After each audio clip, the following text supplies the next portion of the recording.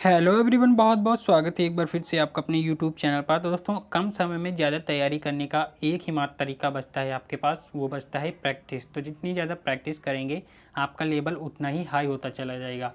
कहने का मतलब ये है दोस्तों कि आपका जो एयरफोर्स की तरफ से नोटिफिकेशन है वो आ चुका है कि आपका जो एग्ज़ाम है नवंबर के फर्स्ट वीक में होगा। तो आपके पास लगभग 2 मंथ्स बचते हैं। तो नवंबर के फर्स्ट वीक में होगा तो आपके पास लगभग 2 महीने बचते हैं। तो 2 महीने में आपको जितनी ही प्रैक्टिस करनी है वो आप कर लीजिए। तो आपको अपनी प्रैक्टिस को और भी ज़्यादा तेज़ कर देना है, क्योंकि एकमात्र तरीका प्रैक्टिस ही है जिससे आप अपने क्वेश्चन को है ज़्यादा से ज़्यादा तैयार कर सकते हैं। तो आप जो है अगर हमारे चैनल पर पहली बार आए हैं तो चैनल को सब्सक्राइब अवश्य कर लें, साथ ही साथ बेल आइकन को प्रेस कर लें, क्योंकि यहाँ फिजिक्स की डेली सीरीज चल रही है हिंदी और इंग्लिश दोनों लैंग्वेज में। तो पहला क्वेश्चन आपकी स्क्रीन पर आ गया है। तो पहला क्वेश्चन है प्रेरकत्व का बीमीय सूत्र है, यानी कि डायमेंशनल फार्मूला ऑफ इंडक्टेंस। तो इंडक्टेंस यानी कि प्रेरकत्व का बीमीय सूत्र पूछ रहा है। तो आपका बीमीय सूत्र से दोस्तों एक क्वेश्चन या दो क्वेश्चन आपके एग्जाम में जरूर पूछे जाते हैं, या फिर एयरफोर्स का एग्जाम हो या फिर नेवी का हो, ये दोनों ही एग्जाम में आपका डायमेंशनल फार्मूला एक जरूर पूछा जाता है। तो इसके लिए आपको फार्मूला पता होना चाहिए, डायरेक्ट ही लर्न होना चाहिए।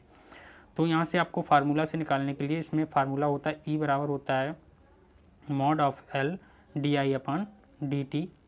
ये होता है आपका ईएमएफ यानी कि विद्युत वाहक बल का फार्मूला। तो यहाँ से आपको एल की विमा निकालनी है, यानी कि प्रेरकत्व की निकालनी है। तो एल बराबर हो जाएगा ई और D T upon D I हो जाएगा। तो ई बराबर होता है दोस्तों डब्लू अपॉन क्यू। डब्लू है आपका वर्क और क्यू है आपका चार्ज यानी कि आवेश है, इंटू हो जाएगा D T upon D I. यहाँ से आप निकालेंगे दोस्तों, तो यहाँ से आप डब्लू होता है दोस्तों कार्य की बीमा क्या होती है दोस्तों, कार्य की बीमा होती है M L two T minus two. ये होती है कार्य की बीमा अपान क्यू होता है आई इंटू टी। तो क्यू बराबर होता है आई इंटू टी। आई की बीमा होती है ए और टी की बीमा टाइम की बीमा होती है टी। ये हो गया ए इंटू टी, इंटू हो जाएगा दोस्तों D T upon I D T upon D I. तो डी टी यानी कि टाइम, तो इसकी बीमा हो जाएगी टी और डी आई की बीमा हो जाएगी ए। तो टी से ये टी जो है कट जाएगा।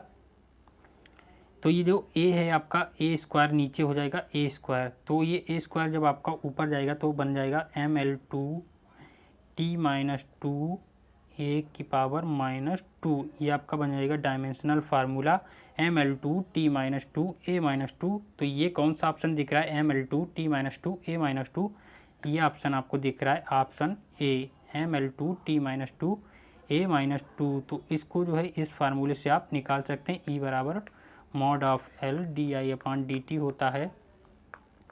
तो यहाँ से आपको निकालना है एल की बीमा। तो एल बराबर हो जाएगा ई और D T upon D I.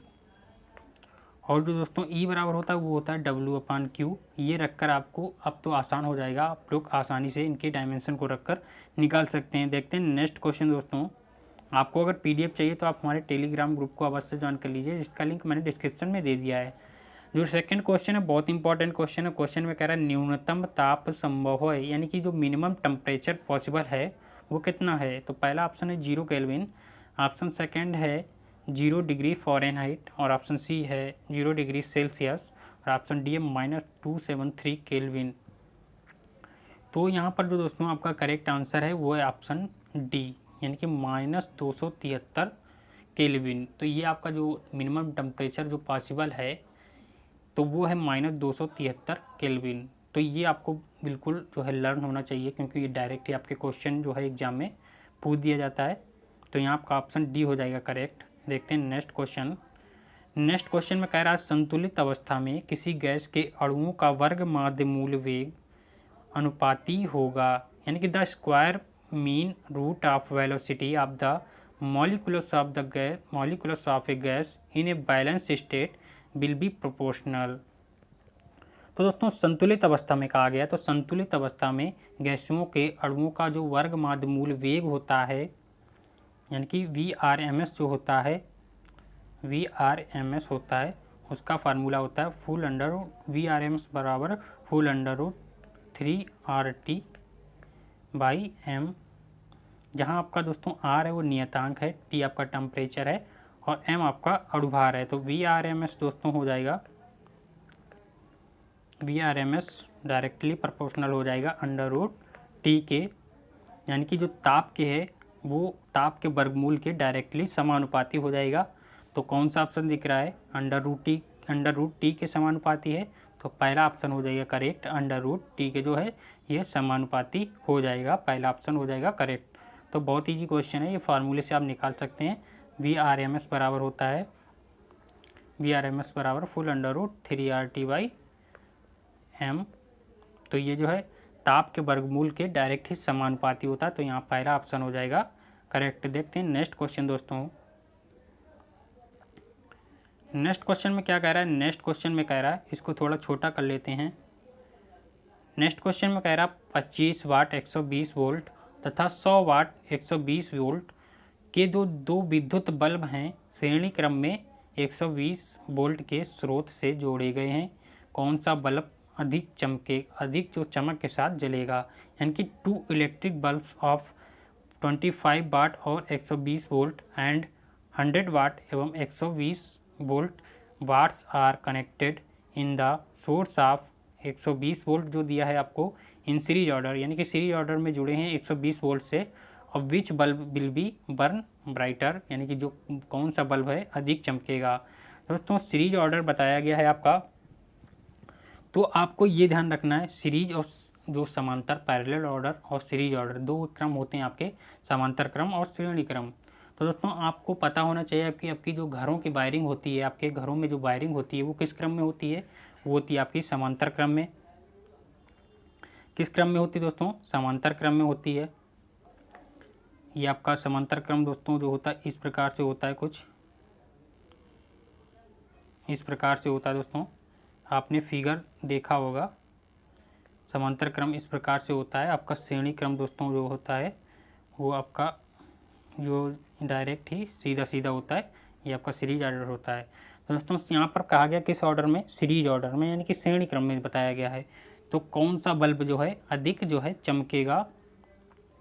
तो दोस्तों बता दें जो समांतर क्रम होता है, समांतर क्रम में वही बल्ब तेज चमकेगा जो अधिक वाट का होगा, यानी कि जिसकी वाट जो है अधिक होगा, जितना अधिक वाट का होगा वो उतनी तेज जलेगा और जितना कम वाट का होगा वो उतनी कम तेज़ी से जलेगा। यानी कि समांतर क्रम में जो है समांतर क्रम में जोड़ा जाए, जो आपकी घरों की वायरिंग जिस क्रम में जुड़ी होती है, तो जो अधिक वाट का होगा वो तो अधिक जलेगा, जो कम वाट का होगा वो कम जलेगा। आपके घरों में जो बल्ब होंगे आप देख सकते हैं कि जो कम ज़्यादा वाट का होता है वो अधिक तेज़ी से जलता है, जो कम वाट का होता है वो कम तेज़ी से जलता है। तो यहाँ पूछा गया सीरीज ऑर्डर, तो सीरीज ऑर्डर बिल्कुल इसका उल्टा हो जाता है। जो कम वाट का होता है वो तेज़ी से जलता है और जो ज़्यादा वाट का होता है वो कम जो है धीमे से जलता है। तो यहाँ सीरीज ऑर्डर में बताया गया, तो कम वाट का आपका यहाँ से कौन सा बल्ब है, वो है आपका ऑप्शन ए 25 वाट वाला। कौन सा है, ऑप्शन ए हो जाएगा यहाँ करेक्ट, 25 वाट और 120 वोल्ट वाला जो हो जाएगा ये आपका जो है ज़्यादा तेज़ी से जलेगा। तो यहाँ ऑप्शन ए हो जाएगा करेक्ट। यहाँ जो है आपका आंसर शायद गलत लग गया है, ये जो आंसर यहाँ पर होगा ये ए हो जाएगा करेक्ट, ये गलत लग गया है। देखते हैं नेक्स्ट क्वेश्चन।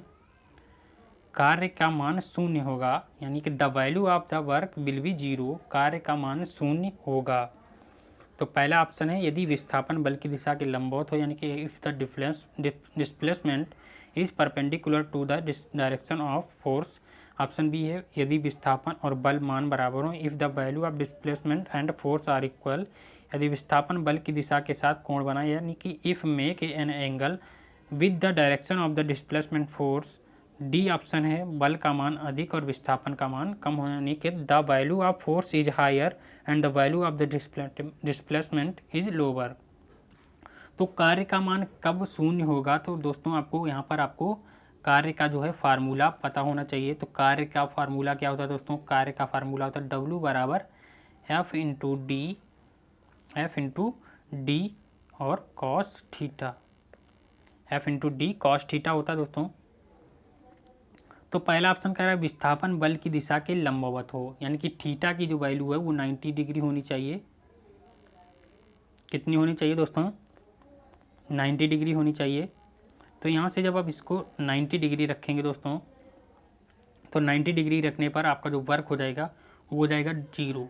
तो पहले ही ऑप्शन आपको करेक्ट जो है निकल रहा है, क्योंकि कार्य का मान शून्य पूछा गया है कब होगा, तो जो है विस्थापन बल की दिशा के जब लंबवत होगा तब आपका कार्य जो है दोस्तों जीरो हो जाएगा। कितना हो जाएगा? जीरो हो जाएगा। तो पहले ऑप्शन करेक्ट हो जाएगा, आगे के ऑप्शन को आप देखेंगे ही नहीं और पहले ऑप्शन को तुरंत करेक्ट कर देंगे, तो ज़्यादा चेक करने की ज़रूरत नहीं पड़ी। यहाँ पर आपका पहला ऑप्शन करेक्ट हो गया, तो यहाँ ऑप्शन फर्स्ट हो जाएगा करेक्ट। नेक्स्ट क्वेश्चन को देखते हैं।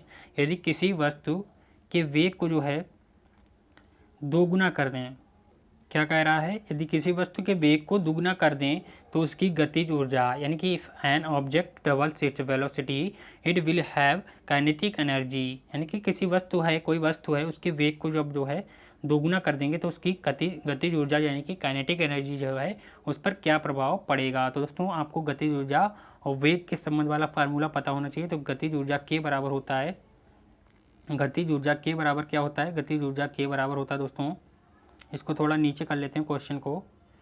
गतिज ऊर्जा के बराबर होता है दोस्तों हाफ एम वी स्क्वायर, ये फार्मूला होता है दोस्तों, के बराबर हाफ एम वी स्क्वायर। तो यानी कि के जो होता है डायरेक्टली प्रोपोर्शनल होता है वर्ग वी यानी कि वेलोसिटी जो वेग के वर्ग के समानुपाती होता है गतिज ऊर्जा। तो दोस्तों यहाँ कहा गया वेग को दोगुना कर देंगे, तो वेग को दोगुना करेंगे 2v करेंगे तो स्क्वायर कर देंगे, तो ये आपका हो जाएगा 4 टाइम्स, यानी कि 4 गुना हो जाएगा, 4 टाइम्स हो जाएगा। तो कौन सा ऑप्शन दिख रहा है? 4 गुना यानी कि 4 टाइम्स हो जाएगा, तो ऑप्शन ए हो जाएगा करेक्ट। तो इसके लिए आपको फार्मूला पता होना चाहिए, के बराबर हाफ एम बी स्क्वायर, यानी कि वेग के वर्ग के जो है गतिज ऊर्जा समानुपाती होती है, यानी कि पहला ऑप्शन हो जाएगा करेक्ट। नेक्स्ट क्वेश्चन को देखते हैं दोस्तों।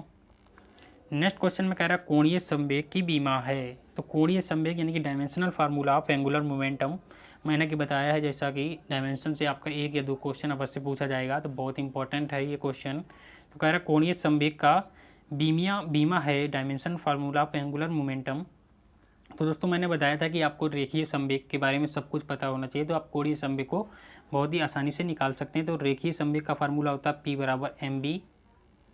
उसी प्रकार जो कोणीय संवेग L बराबर होता है दोस्तों वो होता है m होता है द्रव्यमान, तो द्रव्यमान के जो समान होता है वो दोस्तों होता है आपका जड़त्व आघूर्ण I, और v है वेग, और इसमें जो कोणीय जो एंगुलर होती है, जो एंगुलर मोमेंटम होता है, इसमें जो आपका जो वेग होता है वो कोणीय वेग होता है, तो कोणीय वेग होता है ओमेगा।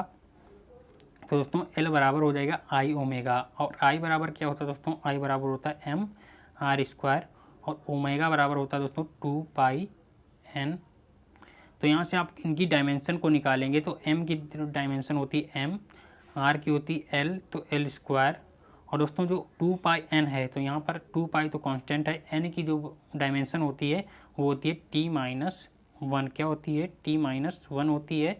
तो ml2 t-1 हो जाएगा करेक्ट आंसर। तो कौन सा ऑप्शन है? ऑप्शन सी दिख रहा है करेक्ट, ml2 t-1 हो जाएगा करेक्ट आंसर, यानी कि option C will be correct. Next question को देखते हैं दोस्तों। नेक्स्ट क्वेश्चन में कह रहा है दो समान ताप वाले पत्थर परस्पर टकराने से, यानी कि by heating to equally heated stone, यानी कि जो समान ताप के दो पत्थर हैं वो आपस में टकराएंगे, तो पहला ऑप्शन है ताप संरक्षित रहेगा, यानी कि हीट विल बी कंजर्व, और ऑप्शन बी है वेग संरक्षित रहेगा, यानी कि velocity will be conserve, option C है संवेग संरक्षित रहेगा, यानी कि linear momentum will be conserve, option D है स्थितिज ऊर्जा संरक्षित रहेगी, यानी कि potential energy will be conserve. तो आपको राइट आंसर बताना है कि दो जो समान ताप वाले पत्थर हैं जब आपस में टकराएंगे तो क्या कंजर्व रहेगा, यानी कि संरक्षित क्या रहेगा। तो दोस्तों बता दें, जब दो वस्तुओं की टक्कर होगी तो उनमें से जो टक्कर होगा यानी कि कोलिजन होगा, संघट्य होगा, तो यहाँ पर दो प्रकार के आपके कोलिजन होते हैं, एक होता है प्रत्यास्थ और होता है अप्रत्यास्थ। प्रत्यास्थ और अप्रत्यास्थ दो प्रकार के संघट्ट होते हैं, और दोस्तों जो दोनों प्रकार के संघट्ट हैं उनमें जो कंजर्व रहने वाली राशि है, यानी कि संरक्षित रहने वाली जो राशि है वो है आपकी संवेग, यानी कि रेखीय संवेग होता है वो हमेशा संरक्षित रहता है। तो आपका यहाँ पर कौन सा ऑप्शन है? ऑप्शन सी हो जाएगा करेक्ट, रेखीय संवेग यानी कि linear momentum will be conserve, संवेग जो है संरक्षित रहेगा। और प्रत्यास्थ संघट्ट में दोस्तों आपकी गतिज ऊर्जा भी संरक्षित रहती है, लेकिन यहाँ कुछ बताया नहीं गया है, तो आपसे जो है दो वस्तुओं के टकराने को कह रहा है, तो प्रत्यास्थ या प्रत्यास्थ तो बता नहीं रहा है, तो यहाँ आपका पहला सी ऑप्शन जो है करेक्ट हो जाएगा, संवेग संरक्षित रहेगा, linear momentum will be conserve. देखते हैं नेक्स्ट क्वेश्चन। नेक्स्ट क्वेश्चन में कह रहा है गुरुत्वीय त्वरण जी यानी कि गुरुत्वीय त्वरण स्मॉल जी जो है का मान अधिकतम होगा, यानी कि the value of gravitational acceleration G will be maximum, यानी कि जो स्मॉल जी है उसका मान कहाँ पर अधिक होगा। तो पहला ऑप्शन है भूमध्य रेखा पर at the equator, option B है कर्क रेखा पर यानी कि एट द कर्क लाइन्स, और ऑप्शन सी है एवरेस्ट पर यानी कि ऑन एवरेस्ट, ऑप्शन डी है ध्रुवों पर यानी कि ऑन द पोल्स। तो आपको ये क्वेश्चन तो ज़रूर पता होना चाहिए, क्योंकि ये क्वेश्चन आपके एग्जाम में एक बार नहीं कम से कम 10वीं बार रिपीट हुआ है। तो बहुत इंपॉर्टेंट क्वेश्चन, इस क्वेश्चन को जरूर रट लेना। तो गुरुत्वीय त्वरण जी का मान अधिकतम पूछ रहा है कहाँ पर होगा। तो दोस्तों जो गुरुत्वीय त्वरण का जो मान होता है, आप जानते हो दोस्तों, आपकी पृथ्वी का जो आकार है वो आपका पृथ्वी का आकार है, अंडाकार है। तो ये दोस्तों जो ये होते हैं आपके, ये होते हैं पोल्स, ध्रुव होते हैं। तो यहाँ पर आपका जो गुरुत्वीय त्वरण स्मॉल जी होता है, यहाँ पर सबसे मान अधिक होता है। तो ये आपका ऑप्शन जो हो जाएगा, ऑप्शन डी हो जाएगा करेक्ट, ध्रुवों पर जो है अधिक होता है। दोस्तों अगर पूछ दिया गुरुत्वीय त्वरण जी का मान कहाँ पर शून्य होता है, तो दोस्तों जो शून्य होता है वो होता है आप जो केंद्र होता है पृथ्वी का, वहाँ पर आपका गुरुत्वीय त्वरण स्मॉल जी जो होता है उसका मान शून्य होता है। ये भी क्वेश्चन आपके एग्जाम में कई बार पूछा गया है। तो दोनों क्वेश्चन को ही रट लेना कि आपका जो शून्य होता है वैल्यू स्मॉल जी का, वो होता है पृथ्वी के केंद्र पर, और ध्रुवों पर इसका मान जो है सबसे अधिक होता है। देखते हैं नेक्स्ट क्वेश्चन। नेक्स्ट क्वेश्चन में पूछ रहा है, जो नेक्स्ट क्वेश्चन लास्ट क्वेश्चन है, नेक्स्ट क्वेश्चन में पूछ रहा है न्यूटन सेकेंड किसका मात्रक है। तो पहला ऑप्शन है बल का, ऑप्शन बी है आवेग का यानी कि इम्पल्स का, ऑप्शन सी है संवेग यानी कि मोमेंटम का, ऑप्शन डी है कार्य का यानी कि वर्क का। तो बहुत इंपॉर्टेंट क्वेश्चन है, ऐसे क्वेश्चन आपके एयरफोर्स के एग्जाम में बेसिक क्वेश्चन ज़्यादा पूछे जाते हैं। तो न्यूटन सेकेंड पूछ रहा है, तो न्यूटन सेकेंड यानी कि न्यूटन और सेकेंड। तो न्यूटन सेकेंड मतलब दोस्तों न्यूटन किसका मात्रक होता है, वो होता है बल का, और दोस्तों सेकेंड किसका मात्रक होता है, समय का। तो बल गुणे समय ये किसके बराबर होता है दोस्तों, बल गुणे समय जो होता है वो होता है आवेग। आवेग बराबर होता है दोस्तों इम्पल्स, यानी कि आवेग बराबर होता है बल, फोर्स इनटू टाइम यानी कि समय। तो दोस्तों बल का मात्रक होता है न्यूटन और टाइम का मात्रक होता है सेकेंड। तो न्यूटन सेकेंड पूछा गया, तो न्यूटन सेकेंड मात्रक हो जाएगा आवेग का, यानी कि option B will be correct. तो जो ऑप्शन बी हो जाएगा करेक्ट हो जाएगा। तो आपको पीडीएफ चाहिए तो आप हमारे टेलीग्राम ग्रुप को अवश्य ज्वाइन कर लीजिए, जिसका लिंक मैंने डिस्क्रिप्शन में दे दिया है। तो आई होप कि आपको हमारा वीडियो पसंद आया होगा। तो वीडियो को लाइक जरूर करें, चैनल पर नए हैं तो सब्सक्राइब भी कर लें।